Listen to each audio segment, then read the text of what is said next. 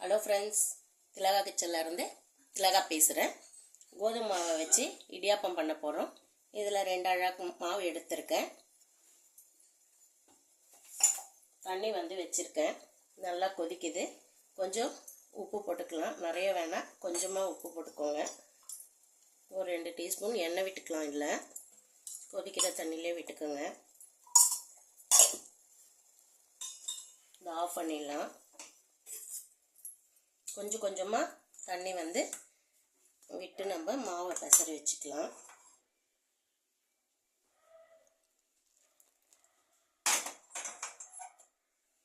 கோதுமைன்றதுனால கொஞ்சம் பிசுபிசுப்பு தன்மை இருக்கும்.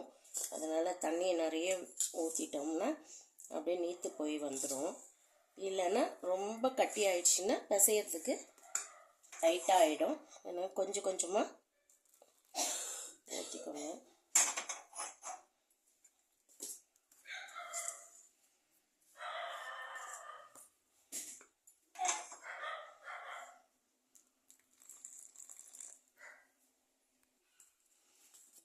கொஞ்சம் கொஞ்சமாக தண்ணி ஊற்றி பிசைஞ்சிக்கிட்டோம். இப்போ நம்ம கை போட்டு பிசைய முடியாது, கொஞ்சம் சூடாக இருக்குது. அதனால் கொஞ்ச நேரம் அப்படியே இதை ஒரு தட்டு போட்டு மூடி வச்சுடுவோம். கை பொறுக்க முடிகிற அளவு இது ஒரு தட்டில் போட்டு பிசைஞ்சிக்கலாம். இன்னும் பத்தலை.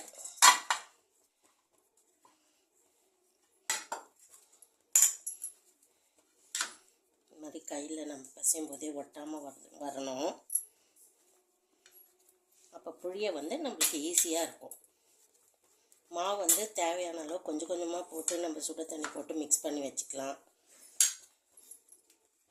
அது கொஞ்சம் அப்படியே மூடி போட்டு வச்சிடலாம்.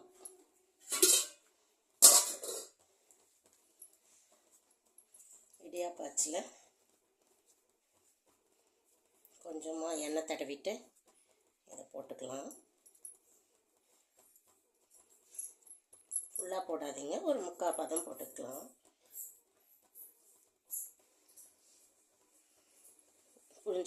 புழிஞ்சிக்கலாம்.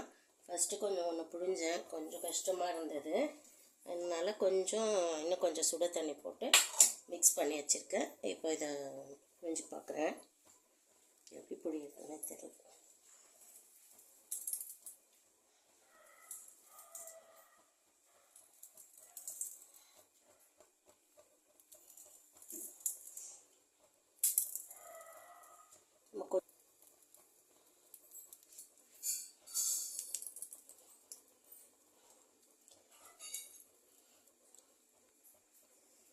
இடியாப்பம் புழிஞ்சாச்சு, நல்லா வந்துச்சு அப்படின்னு சொல்ல மாட்டேன்.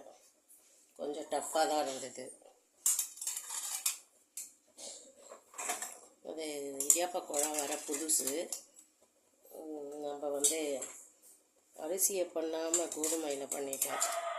கொஞ்சம் ஹெல்த்தியாக பண்ணுமே அப்படின்னு நினச்சி.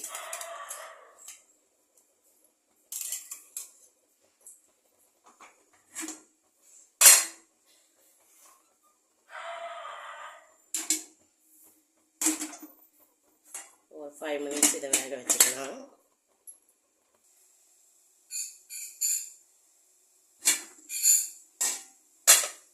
அஞ்சு நிமிஷம் இருந்தால் போதும்.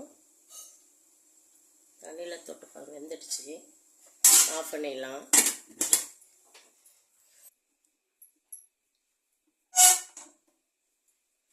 சூடாக இருக்கு.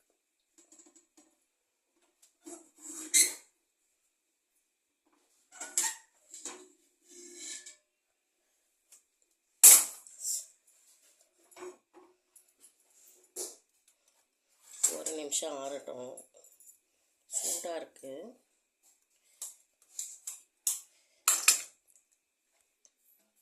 இடியாப்பம் புழிய தான் கஷ்டமாக இருந்தது. ஆனால் ரொம்ப மெலிசாக இருக்குது, சூப்பராக இருக்குது.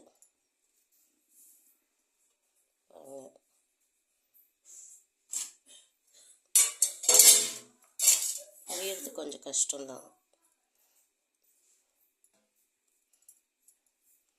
கொஞ்சம் ஆறின பிறக்க எடுத்தால் அழகாக வந்துடுது. இடியாப்பம் உண்மையிலே சூப்பராக இருக்குது. புளியதான் கொஞ்சம் கஷ்டமாக இருக்குது, டேஸ்ட்டும் நல்லாயிருக்கு. உருளைக்கிழங்கு குருமா வச்சுருக்கேன். இந்த குருமா வந்து ரொம்ப சிம்பிளாக ஈஸியாக செய்கிற குருமா. இந்த குருமாக்காக தான் இந்த இடியாப்பமே செஞ்சேன் நான். அப்படியே குருமா ஓப்பன் பண்ணோடனே வாசனை பண்ண மாதிரி இருக்குது. இந்த குருமா வேணும்னா இன்னொரு நாள் வீடியோ போடுறேன். இந்த இடியாப்பம் பிடிச்சிருந்தா லைக் பண்ணி ஷேர் பண்ணி கமெண்ட் பண்ணுங்கள். ஓகே, பாய்.